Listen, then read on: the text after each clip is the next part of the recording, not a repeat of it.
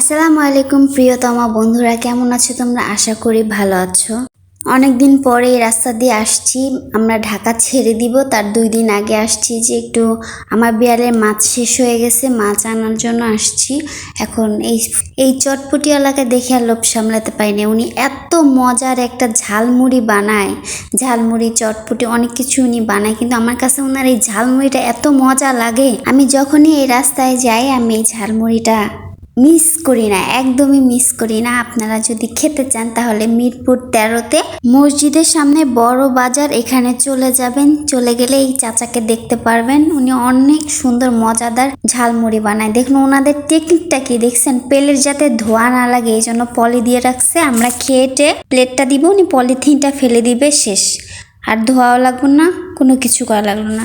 ওনার সিক্রেটটা দেখুন কত সুন্দর, এত সুন্দর করে ঝালমুড়িটা বানাইছে। বানানোর পরে যেই এই ডালটা দিছে, তারপর একটা কি মশলা যেন দিছে, আমার এতটা ভালো লাগছে, জাস্ট ওয়াও।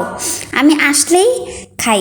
আপনার ভাইয়া মরিচ ছাড়াটা নিছে, আমি মরিচওয়ালাটা নিছি, কারণ আমি মরিচ খেতে ভালোবাসি, যেহেতু আমি মেয়ে মানুষ। আপনার ভাইয়া ছেলে মানুষ, বোঝেনি তো। প্লিজ একটি লাইক আর একটি সাবস্ক্রাইব করে দিবেন।